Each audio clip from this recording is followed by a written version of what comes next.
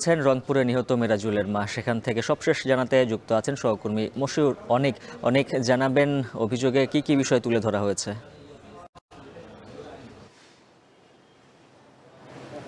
উজ্জ্বল, যেমনটা বলছি, তবে আমি আপনাকে আজকে একটা গল্প বলবো।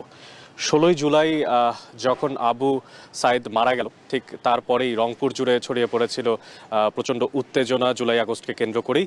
ঠিক তার একদিন পরের ঘটনা, সেদিন মিরাজুল ইসলাম যিনি মারা গিয়েছেন, তিনি তার 15তম যে বিবাহ বার্ষিকী, সেই বিবাহ বার্ষিকী উপলক্ষে পোলাও কিনতে তিনি নাকি গিয়েছিলেন। এটা অভিযুক্ত যারা অভিযোগ করতে এসেছেন তাদের বয়ান, এবং তারা বলছেন যে তিনি বের হয়েছিলেন এবং স্থানীয় বাজারে গিয়ে যখন তিনি তার কেনাকাটাগুলো করছিলেন, ঠিক সেই মুহূর্তে তিনি দেখতে পারেন যে একজন রক্তাক্ত ব্যক্তি তিনি পড়ে আছেন এবং কেউ সেখানে এগিয়ে যাচ্ছে না।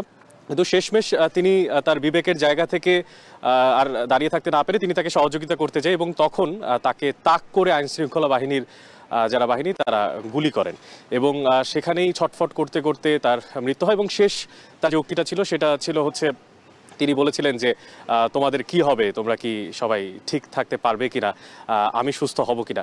এই যে হৃদয় বিদারক যে পরিস্থিতি, সেই পরিস্থিতি সেই সময় তারা সেইখানে উপস্থিত ছিলেন, তাদের পরিবারের সদস্যরা উপস্থিত ছিলেন।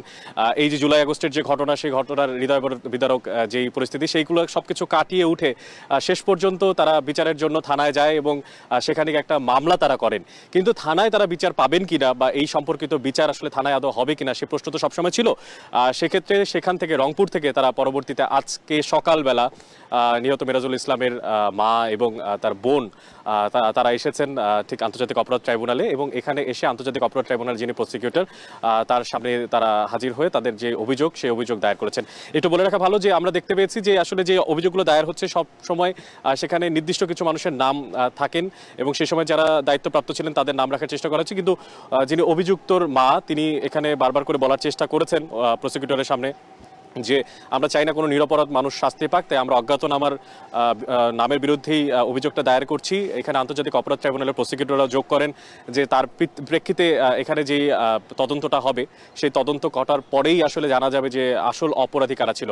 মূল কথা হচ্ছে মিরাজুল ইসলামের মা, তার বোন, তারা চাচ্ছেন যে এই ঘটনা সুষ্ঠু তদন্ত করে তারপর বিচার করা হোক। সাথে একটু যোগ করতে চাই, জুলাই আগস্টের ঘটনার পাশাপাশি আজকে অপরাধ ট্রাইব্যুনালে আরও একটা মামলার হিয়ারিংয়ের ব্যাপারে চলছে। সেটা হচ্ছে যুদ্ধ অপরাধীদের যেই বিচার, সে বিচার প্রক্রিয়াতে আজকে 6 জন তারা জামিন চাইবেন আদালতের সামনে, এবং যেখানে 4 জন জামিন চাইবেন, সেখানে এখন পর্যন্ত 6 জন জামিনে আছেন। তো দেখার বিষয় আসলে সেখানে আজকে তারা জামিন পায় কিনা, এটা ময়মনসিংহের একটা ঘটনা। উজ্জ্বল, এই ছিল এখন পর্যন্ত আন্তর্জাতিক অপরাধ ট্রাইব্যুনাল থেকে আমার সব শেষ।